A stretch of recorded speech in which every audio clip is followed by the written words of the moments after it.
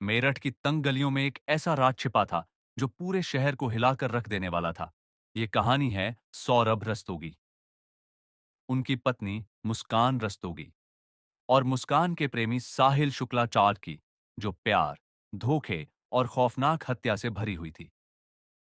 सौरभ रस्तोगी एक merchant navy officer आज थे, जो 6 महीने बाद लंदन से छुट्टियों पर अपने घर लौटे थे।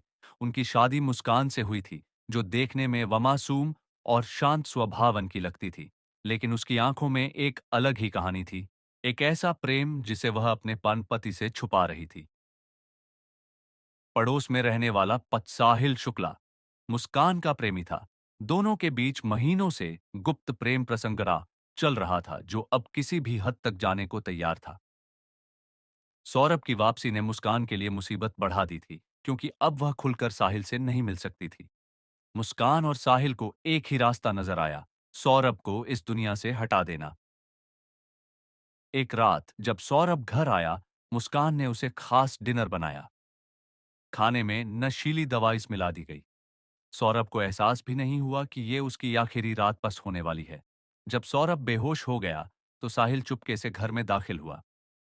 उसके हाथ में एक तेज धार वाला चाकू था। मुस्कान ने अपने प्रेमी की तरफ देखा, जैसे उसे इशारा कर रही हो कि अब कोई पीछे हटने का रास्ता नहीं है। पहला वार सौरभ के सीने पर किया गया। वह हड़बड़ाकर उठा, लेकिन दवा के असर से ज्यादा विरोध नहीं कर सका। फिर दूसरा वार और फिर तीसरा।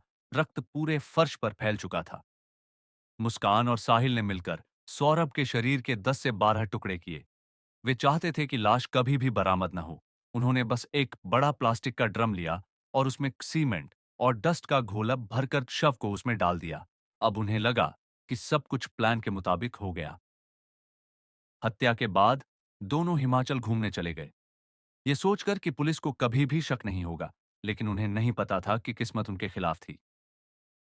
जब मुस्कान की मान जाति कांपी पड़ी बारात को कुछ अजीब लगा। सौरभ पिछले कई दिनों से नहीं दिखा, तो उन्होंने पुलिस को सूचना दी। पुलिस जब घर पहुंची तो वहां की बदबू से उन्हें शक हुआ। जांच के दौरान ड्रम को तोड़ा गया और उसमें सीमेंट में दबा हुआ सौरभ का शव बरामद हुआ। मुस्कान और साहिल को तुरंत गिरफ्तार कर लिया गया। पुलिस के सामने जब दोनों ने अपना गुनाह कबूला, तो पूरा शहर सदमे में था।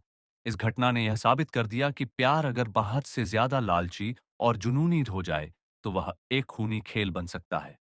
सौरभ को नहीं पता था कि जिसे वह अपनी पत्नी समझता था, वही उसकी सबसे बड़ी दुश्मन बन चुकी थी। अब मुस्कान और साहिल का भविष्य जेल की सलाखों के पीछे ही रहेगा, जहां न प्यार होगा, न कोई आजादी।